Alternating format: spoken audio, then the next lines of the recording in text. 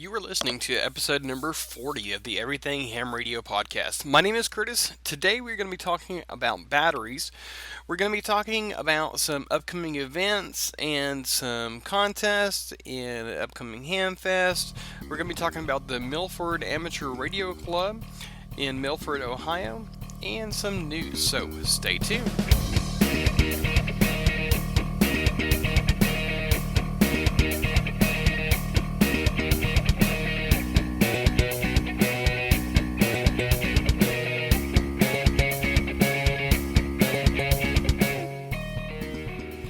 Hey everybody, and welcome back to the Everything Ham Radio podcast. My name is Curtis, my call sign is Kilo 5 Charlie Lima Mike, and I am the host for this podcast. Today we're going to be talking about batteries.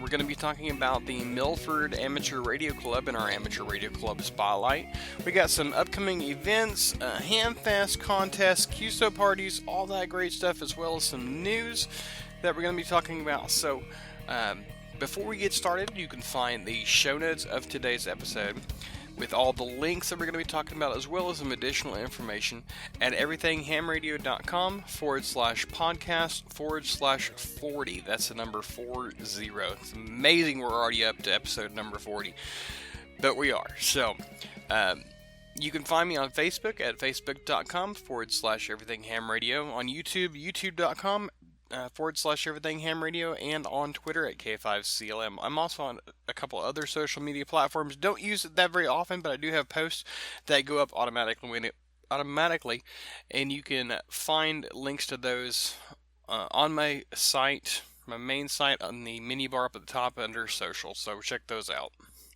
Okay, so before we actually get started on the tech corner of today, I just want to get this up front. I don't know a whole lot about batteries, but I found a nice little PDF file type thing that was written by WN8U back in July of 2003, and it says freely distributed presentation for any amateur radio organization. So, the main part about it is solar power, but we're just going to be talking about batteries today. So thank you to WN8U for writing this nice little presentation up. It is actually taking off of the Amateur Radio Club Spotlight's webpage. They have several presentations and stuff on there. Really, really good, nicely written information on there, so definitely check them out, and I'll get the website to you in the club spotlight. So let's go ahead and move on for the tech corner. Alright, so first off, batteries. Of course, everybody really knows what they are. Nearly all rechargeable batteries that are commonly in use are lead acid batteries. And that means the acid in there is 30% sulfuric acid and 70% water when it's fully charged. There are some that nickel iron batteries that are available. These have very long life, but their efficiency is rather poor, typically about 60 to 70%, and the voltages are different, which makes it really hard to match up with standard 12 volt, 24 or 48 volt systems and inverters. So regular lead acid type batteries are probably the best bet, especially for ham radio stations. Now, what kind of battery do you really, or should you use with your station? There's basically two types. You have your starter batteries, which are typically what you find in your car, and they're designed to deliver short bursts of high amperage, okay? Typically for when you crank your key over and start your car, that's when it has the highest amperage. They're not designed to discharge to low levels, like once it gets down past like 9 volts or something like that, or 10 volts or something like that. It's not gonna work all that well. And they're also not designed to recharge rapidly, which can be extremely handy when you're running some kind of event. Now, the other type of battery is called a deep cycle battery. This is typically what you'll find on like marine use, like boats. You'll find them in like golf carts and stuff. And actually, as I was reading through this presentation, really it's actually really neat. The golf cart batteries are a really neat type of battery to use for a ham station. So it might be something that I need to look into. Anyways, a deep cycle battery is designed to deliver sustained power over a long time, and is also designed to discharge with lower damage, and it can recharge rapidly. So the deep cycle batteries is really the battery that you want to use when it comes to your station, because you're going to be using it for a long time. It's going to be more than just a use it and lose it type thing. I guess you could say it's going to last a whole lot longer, especially with using your radio. So deep cycle batteries, sometimes they're called forklift or traction, stationary batteries, marine batteries is typically deep cycled. They will discharge down as low as 20% of full charge before they actually stop working. So that's pretty cool. Now, what makes them different, what makes a deep cycle battery different than a regular battery, is that it has thicker plates. And often the positive side is the side that's thicker. And the reasoning behind this, or the what this is called basically, is positive grid corrosion. Okay, when you have a thicker positive battery, which deep cycle batteries are typically about a 1/4 inch thick or so, and regular automotive batteries are like 4/100ths of an inch thick. So there's a significant difference, like 7 times as thick as an automobile battery. Now what happens is that gradually the positive plate of the battery gets eaten away, and like corrosion, or just kind of disintegrates or whatever as you're charging your battery. So the thicker the plate, the longer it's going to survive, basically. So that's why a deep cycle battery is better than a regular battery. Of course, there's also higher dollar batteries you can buy that have thickness things, and this is one of the things that I was talking about just a minute ago when I was talking about the golf cart batteries. Okay, because like I was saying, the typical deep cycle battery that you could buy for this thing says a forklift battery, have plates about a 1/4 inch thick.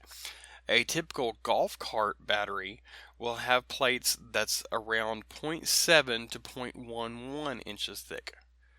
So, it's smaller than, okay, I guess I must have misread that when I originally got it, because if you think about it, the 1/4 inch is like 0.25 inches, and golf carts are like 0.07 to 0.11. So it's going to be less than a regular deep cycle battery, like a forklift battery or marine battery or something like that, but it's going to be more than automotive. So, okay, I misread it. My bad. Now, plate thickness is not the only factor in how many deep cycles a battery can take before it dies, but it is the most important one. Okay, so let's kind of move on here a little bit and talk about different types of deep cycle batteries. A flooded battery is the most common type of battery, and it requires you to check the acid level, add water.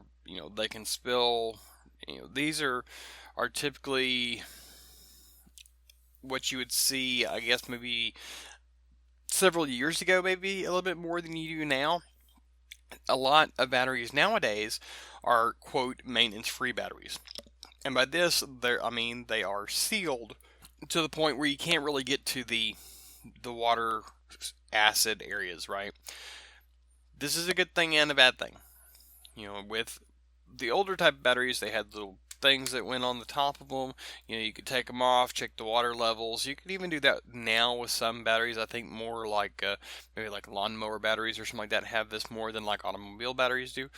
And maybe deep cycle batteries have this more often than not, but typically the car batteries that I see are sealed, maintenance-free batteries. Now, just because they're sealed doesn't mean that they're leak-proof. I mean, they are going to leak if they're on their side or something like that. They could possibly leak because they have to have some kind of venting to. Sorry, I had something in my mouth here. They have to have some kind of venting in order for the gas that's created during a charge to vent. So, the more voltage, I guess, that you put on the battery, the more gas is going to be created, so it has to have a vent to go somewhere. Now, if you overcharge these batteries, or the more you charge a battery, the more gas is going to be put off and the less water it's going to have. So if you have a sealed battery, there's no way to add water to the battery. Where if it's a non-sealed battery, then you can, pop the little tops off, you can check the acid level, make sure it's good, you can add water to it, and you're golden. A lot of times, especially with, and like I said, I don't know exactly how much of the automobile's batteries now are sealed and how much are not. But if your battery is not sealed, if you have the little caps on there that you can take off, and you get to a point where your battery's not holding a charge very well, or it runs down really fast or something like that, that is the first thing that you should check. The very first thing, always pop those tops off, make sure all those little things or all those little cells are filled, because more often than not, when I've had issues with my batteries in my old vehicles, not so much my new one, but in my old vehicles, it was typically because the water was down. And this is true even on my lawnmower batteries. If it you first crank it up and it's like, and it finally starts off right. Typically that ability to hold a charge is because there's low water. So always check that if you're having issues with your battery. If it's a sealed battery, then there's not a thing you can do about it other than buy a new battery. So, yeah. There are also a new type of, a newer type of deep cycle batteries, and they're called gel batteries. And gel batteries, or gel cells, they contain the acid that the regular deep cycle batteries have, but they add this mixture into the acid that changes the acid from a liquid to like a gel, and it's kind of like a gooey jello type thing. And even though it's not a pure liquid, you can still spill it, so be careful if you don't turn your battery upside down or lay it on its side or whatever for too long.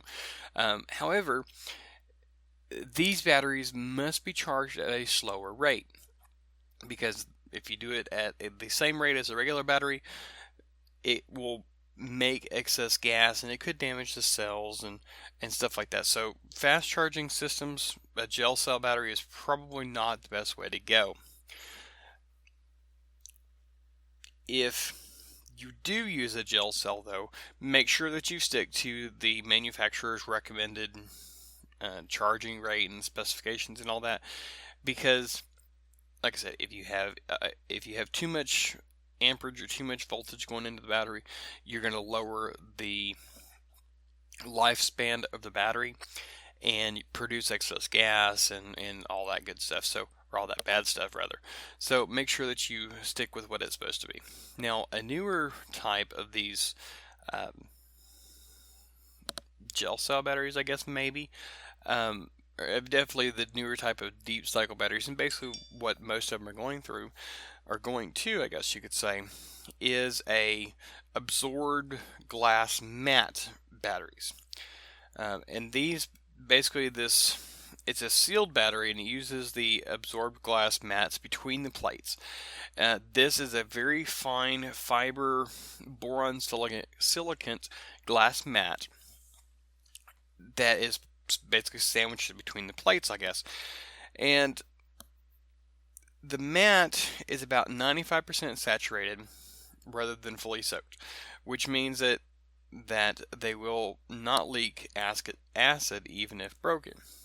And nearly all AGM batteries are recombinant, The oxygen and hydrogen recombine inside the battery, turning back into water while charging to prevent the loss of water through electrolysis. Yeah, easy for me to say. Typically, this makes for about a 99% efficiency, so there's not a lot of water loss. So that's really neat. I'm actually going to have to look into that type of battery for my ham station when I get it up again. Okay, so we're going to talk a little bit about wiring, and then we're going to talk about maybe like a charging setup or a battery bank setup a little bit. And the reason I want to talk about wiring first is because it kind of goes hand in hand with the setup, of course.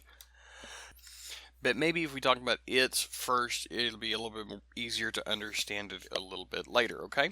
So even though the wiring that you use is just a piece of wire, typically you don't really realize that you actually can lose voltage in your wiring itself.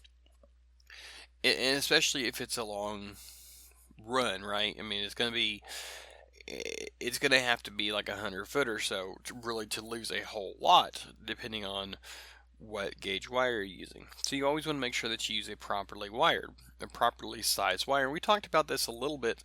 I believe it was episode before last when we were talking about mobile setups or mobile installations. I believe we talked about using the correct size wire. So just the wire itself, okay, that's what we're talking about right now.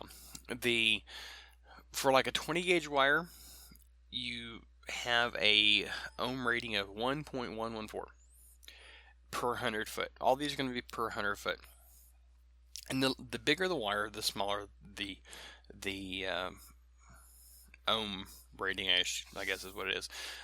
18 gauge wire, you have 0.689, 16.435, 14 gauge is 0.254, all the way down to 2 gauge wire, which is 0.016 per 100 foot. So the bigger the wire, the less resistance that the wire is going to have, therefore the less voltage drop. Okay, so we're going to look at I'm going to talk about different types of wiring sizes using all these calculations on this thing is using 10 amps at 12 volts, so 125 watts. So if you use, say, a 16 gauge wire, the resistance of just the wire itself is 0.218 ohms.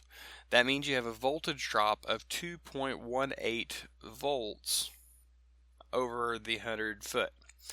And that also means you lose 98.2 watts, but that part I don't think really is a whole lot of big deal. But voltage drop 2.18 on 16 gauge wire.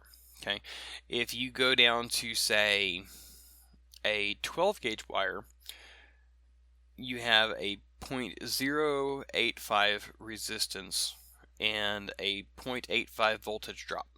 So nearly, a third of what 16 gauge wire is. Remember, on the 16 gauge wire we lost 2.18 volts. Now if we take that and we drop it down to, say, a 10, you only have a 0.5 volt. So you have better than 5 times. The 16 gauge wire loses about 5 times as much as a 10 gauge wire. And if you really want to go down and spend the big bucks, you're going to do the 2 gauge wire, because you're going to lose 0.08 volts. That's like 2,000 times better than a 16 gauge wire. But I'm going to have these charts on the show notes of today's episode where you can look further into that. But this just goes to show you, using the correct size wire, not only is it a safety issue using the correct size wire because you're over amperage, over voltage, stuff like that the wire can handle. You could possibly burn it up, but you're also losing voltage. And this really doesn't come into play so much when you're talking about like a battery chart, or like a power supply or something like that. But this really comes into play when you're talking about something like solar power, because you're really going to lose the voltage just in your wires alone. Okay, so now that we've talked about wires and we kind of sort of know what we're talking about here, let's move on to how you should hook it up to a charger. Now, there are several methods that this thing has, which is really neat, and I never really would have thought about it all that much until I read this thing. And you really don't realize it, or I didn't really realize it until I read this, because, basically I just use one battery, right? Okay, so let's say that you have 4 batteries, okay, and you hook these batteries up in series. Now, if we draw 100 amps from the first battery in the bank of batteries, you would think that each battery would take it, that say 25 amps would come from each battery. But unfortunately, that's not the way that it works, because you have the resistance factor in the wires. It actually, the first battery is going to come off just directly to the thing, so it's only going to have one set of wires to go through.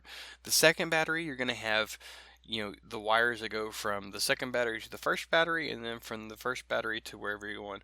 You get down to the fourth battery, and you actually have 1, 2, 3, 4, 5 sets of wires to go through.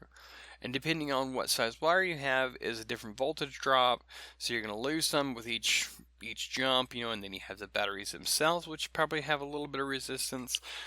So if you have them just connected in series, it's probably not the best way to do it. And this little thing here, okay, this presentation that this guy made up, he definitely went into a lot of stuff, and on here it says that the internal battery resistance is 0.02 ohms.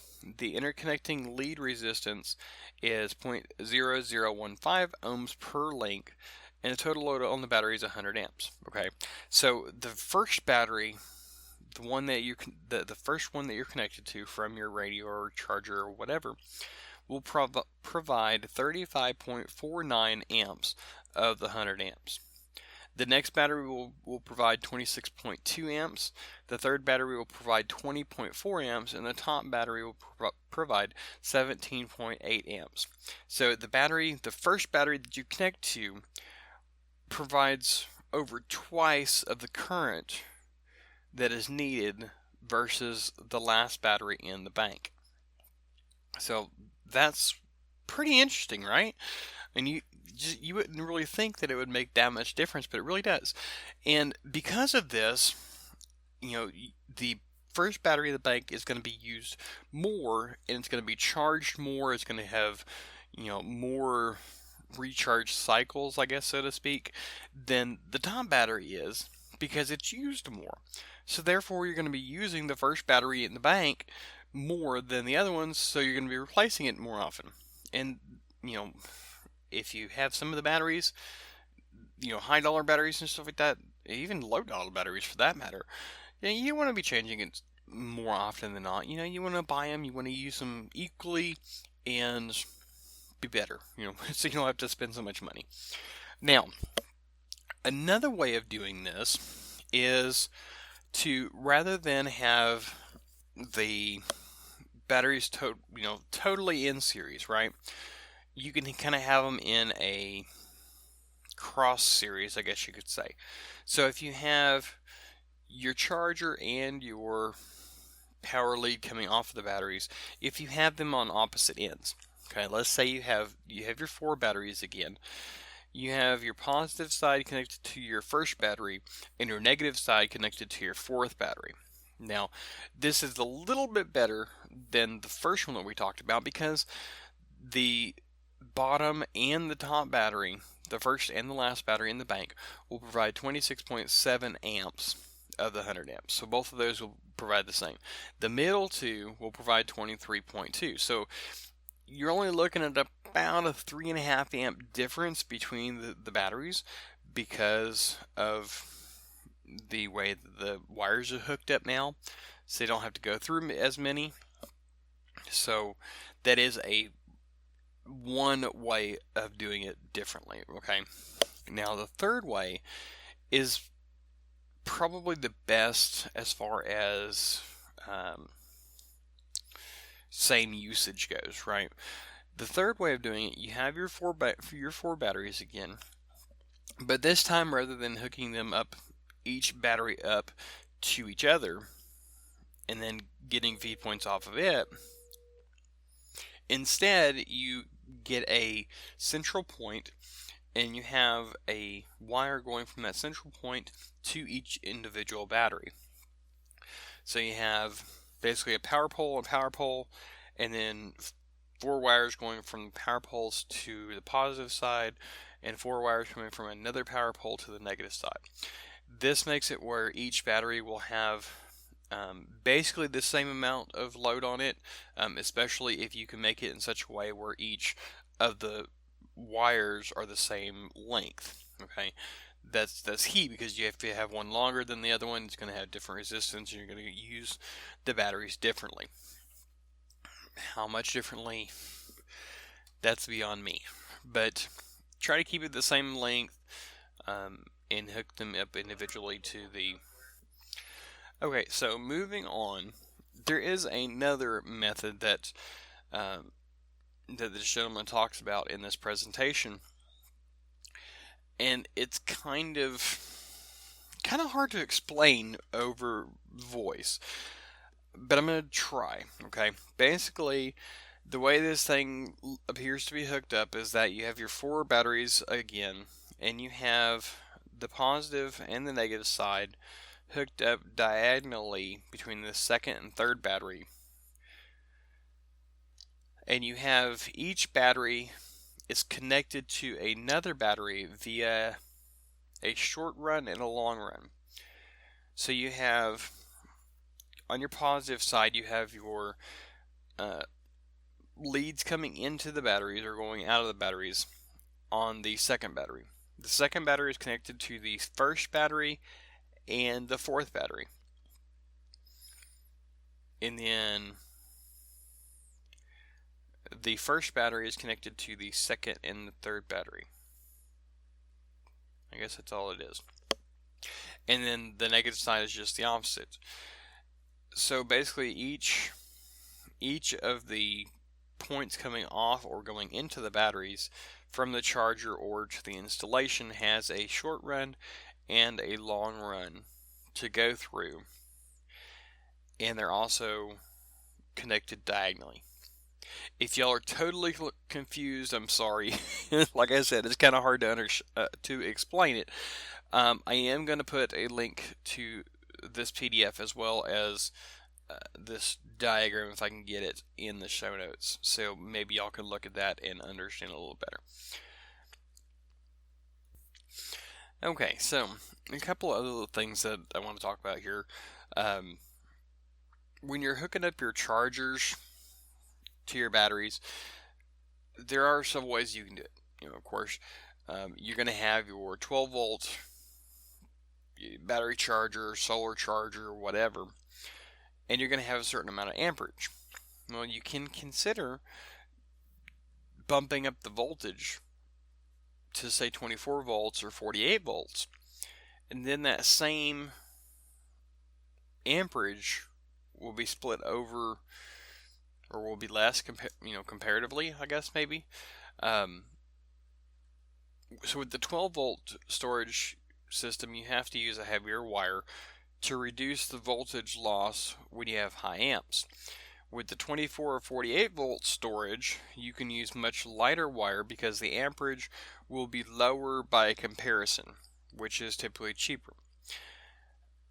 There isn't any pictures with this, and this is has to do with Ohm's law and stuff like that. If you're going to have 100 amps going into your battery system and 12 volts, you're going to have a certain power, right? But if you take that same power and double the voltage, you're going to have less amperage. It's going to be like proportionate to each other, I guess is the word that I'm looking for. So you can use smaller wires. So it makes your installation a whole lot cheaper. Yeah, I just figured that out all by my lonesome. Alrighty. That just made me sound totally dumb. Okay, so the last thing we want to talk about is temperature. Okay, lead acid batteries typically lose approximately 20% of their effective capability or capacity when the temperature falls below 30 degrees Fahrenheit or minus 1 degrees Celsius. This is compared to their rated capacity at a standard temperature of 77 degrees Fahrenheit or 25 degrees Celsius.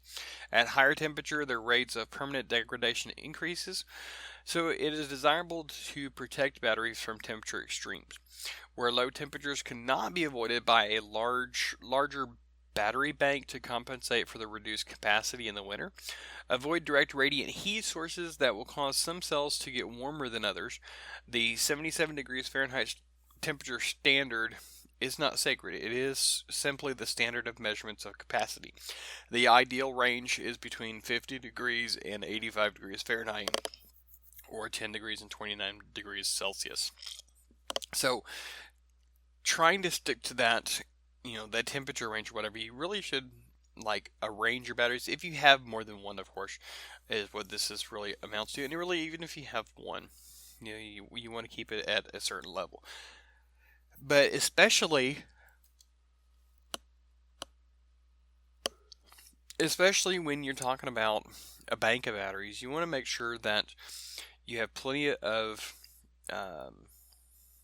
ventilation to suck the gas out, to suck the hotter air out, put cool air in, so on and so forth. And you want to make sure that you leave air gaps about a half an inch or so between other batteries. Because typically the middle batteries get warmer than the outside batteries because they're closer to the exterior wall, maybe. They don't have the extra batteries around them, getting heat from you. It's kind of like when you cuddle up with somebody, when you cuddle up with your significant other or your girlfriend or boyfriend or whatever. When you have that shared body heat, you get warmer than it would be if you're just by yourself. Same thing goes with batteries. You get two or more together, they're going to heat off of each other, and they're going to get warmer in the process, right? So, yeah. So I guess that pretty much wraps up about batteries. I am going to put a link to this presentation that I got, or that I found, in the show notes, as well as a link to the main club page that I got this from. They have other things on there as well that I haven't read through a whole lot. I skimmed through a couple of them, and they appear to be really nice. If they're anything written like this one, they're pretty good presentations. Again, I got this presentation from WN8U. On the website. It was created July of 2013, and it says on their very first page, it says a freely distributed presentation for any amateur radio organization. I consider myself an organization, so I'm using it, and I'm helping y'all learn about it. So thanks again to WN8U for putting this presentation together. Alright, so let's move on to our next segment, shall we? Are you looking for some new radio equipment? Maybe a computer for your ham shack? Or maybe you just need to find that piece from your tower that fell and you need a metal detector. All this and so much more can be found at Gigaparts. So head on over to gigaparts.com and check them out. While you're there, check out the Nana cases. These things are great cases, waterproof and hard plastic cases with soft foam insides that are totally customizable. Check them out. Find one that you like and buy it. At checkout, enter the coupon code of ETH040 for 10% off of your purchase of your Nanite case. So head on over to gigaparts.com right now and check them out. Alright, so let's move on to the next topic, which is our Amateur Radio Club Spotlight. And like I said, the spotlight for this episode is on the Milford Amateur Radio Club. This website, again, is where I got all the information about batteries that we talked about in the Tech Corner, and it was taken from the Milford Amateur Radio Club website.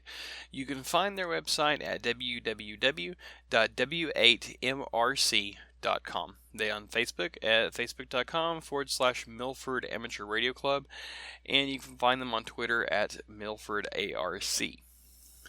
They have meetings on the second Thursday of every month at 7 p.m., except for March and December, which they have parties on. God, this episode I'm sounding so much like a dork sometimes. The meetings are held at the Faith Church at 5910 Price Road in Milford, Ohio. They have a single repeater. It is on 147.345. Has a positive offset, and as far as I could tell, it doesn't have any tone or anything on it. That was all the information that I could find about the actual repeater itself on their website. They have nets on Sundays at 9 p.m. On that repeater, their club meeting. They do VE testings before every meeting at 6 p.m. They participate in several contests, including Field Day. And according to their website, they have a very active club. And from the presentations that I saw listed on their website, as well as upcoming trainings and stuff, they have a pretty active club. They have a whole list of contests that they do. Is at least 2-3 every month that they participate as a club. So they are a very active club from what I can tell.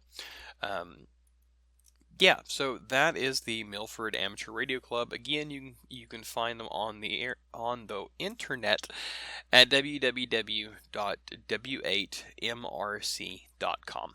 And I will have links to their website, Facebook, and Twitter in the show notes of today's episode, which again you can find at everythinghamradio.com/podcast/40. That's the number 40. Alrighty, so let's move on to the events of next 2 weeks. Alright, so on to the events for the next couple weekends.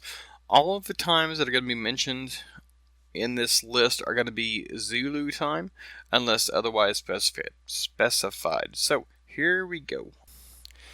On October the 21st, from 1:45 to 2:15 is the NCCC RTTY sprint. From 2:30 to 300 hours on the 21st is the NCCC sprint.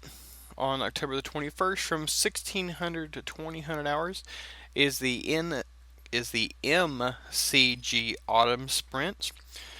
On October the 22nd, at 0 hours to October the 23rd at 23:59 is the ARRL EME contest.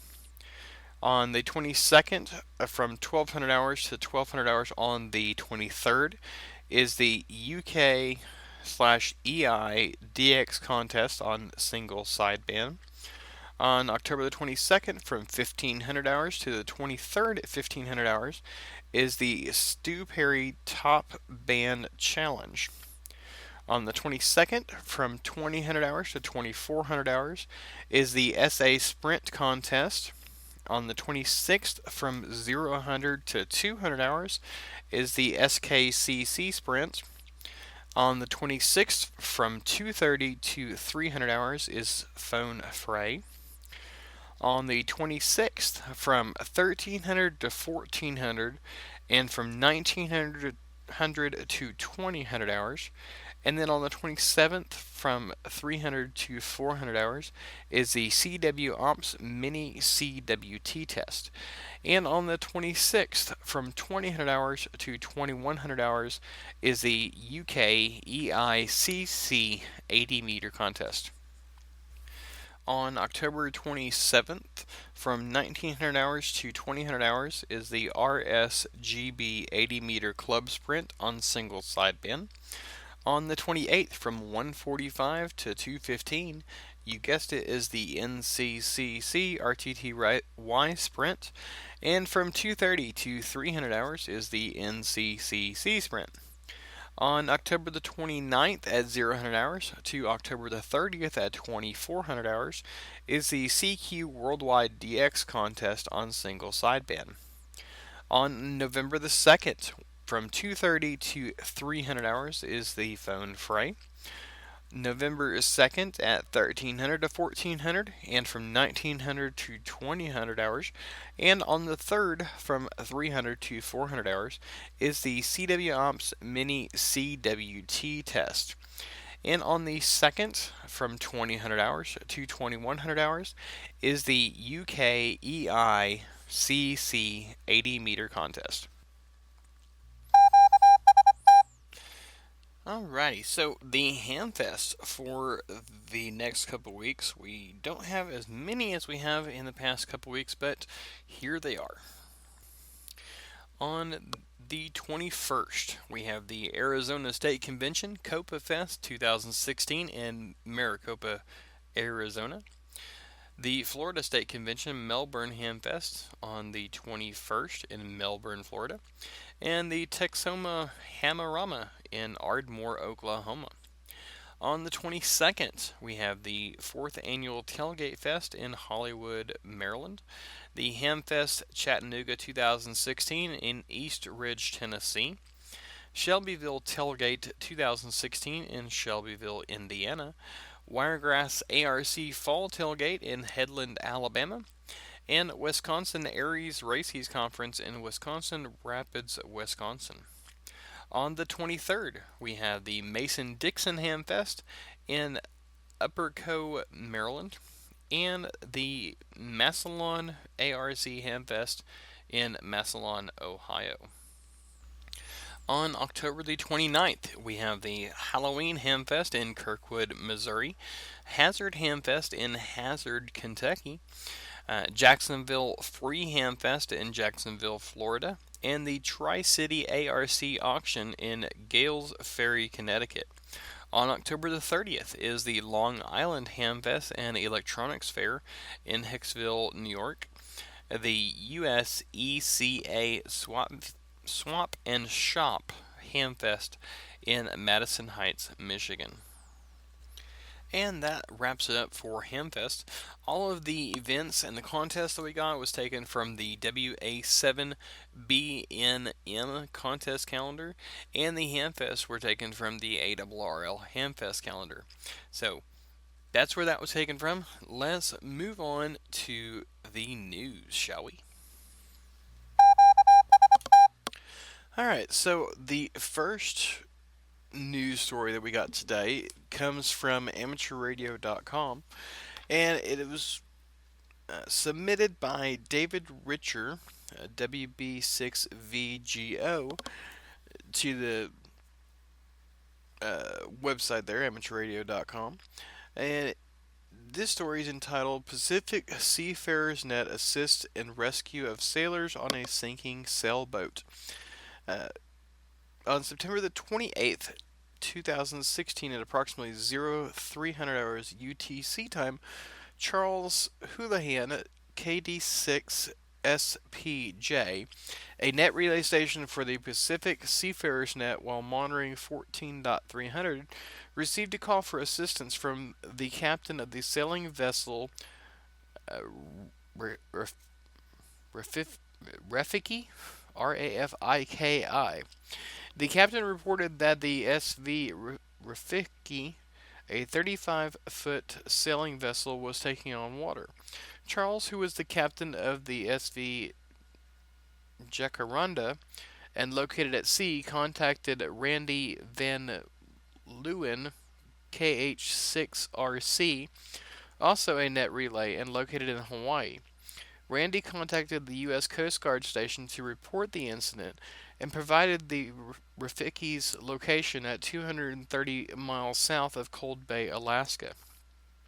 Randy remained in constant radio contact with the Rafiki until contact was lost. Fred Moore, W3 Zulu uniform out of Florida, and Peter Mott, Zulu Lincoln 1 Papa Whiskey Mike out of New Zealand, additional net relays maintained contact with the captain of the Rafiki until the arrival of the Coast Guard and subsequent rescue.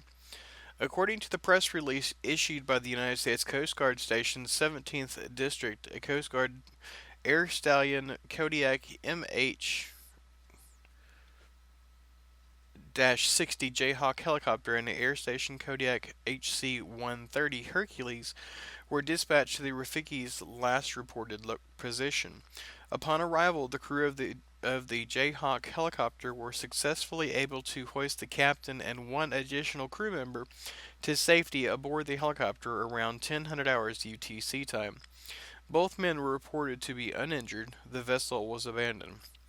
This real-life incident happened during the daily roll call conducted by the amateur radio operators, or hams, and members of the Pacific Seafarers Net. Every day at 0300 hours UTC time, amateur radio operators from North America, Hawaii, New Zealand, and Australia monitor the progress of maritime amateur radio operators who are sailing in the Pacific. Prior to the start of the roll call for maritime mobile vessels, a call for medical, emergency, or priority traffic is broadcasted.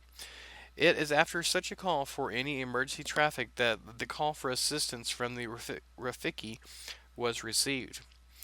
According to the net's website, www.pacseanet.com, that's SEA, pacseanet.com, the Pacific Seafarers Net is a network of volunteer amateur radio operators that handle radio and internet email communication traffic between sailing and motoring vessels operating on all oceans and land-based parties. The land station net control amateur stations are located in various locations throughout the continental U.S., Hawaii, Australia, and New Zealand.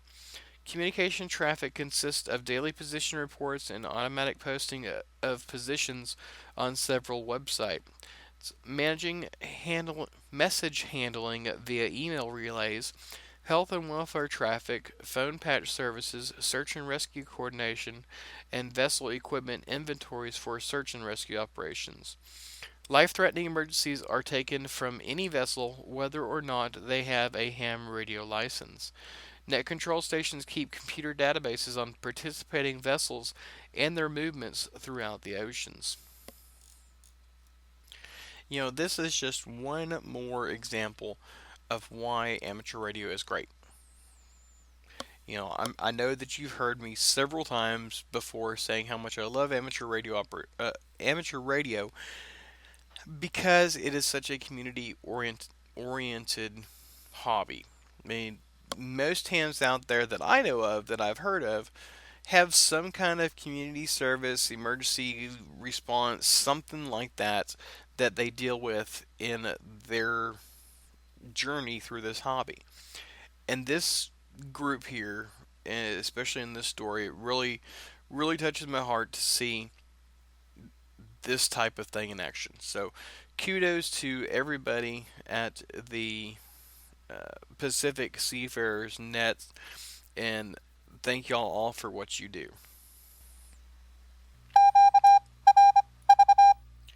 So, while the first bit of news that we had to talk about in this episode was a happy note, being that the captain and one of his crew members were able to be rescued, this next news story is not so much. And repeater coordinator pioneer John Crockett, W3KH, became a silent key on October the 12th of this year. An ARRL life member, he was 69 years old, licensed in 1963.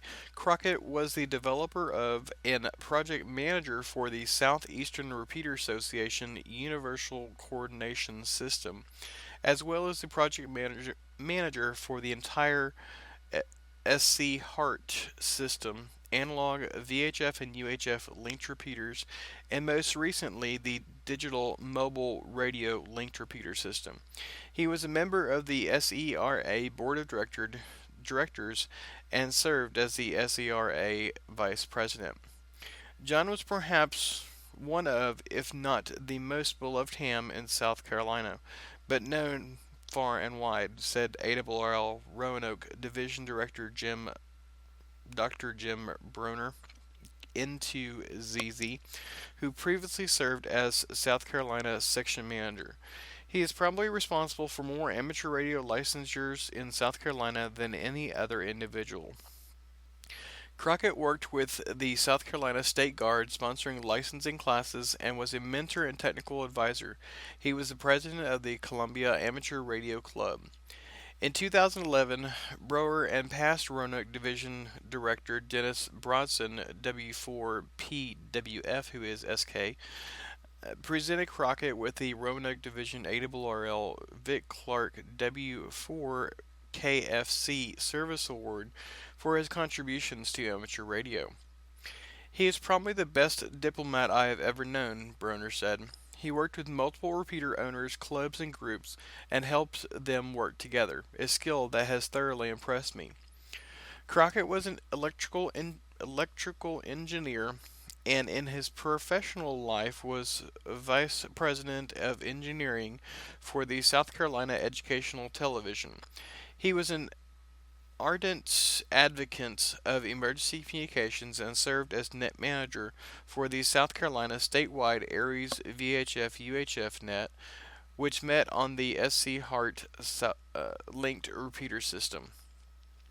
Amateur radio and emergency communications have no greater advocate in South Carolina than John Crockett, said Jenny Myers, WA4NGV, the president of the Charleston Amateur Radio Society, which Crockett was an honorary member.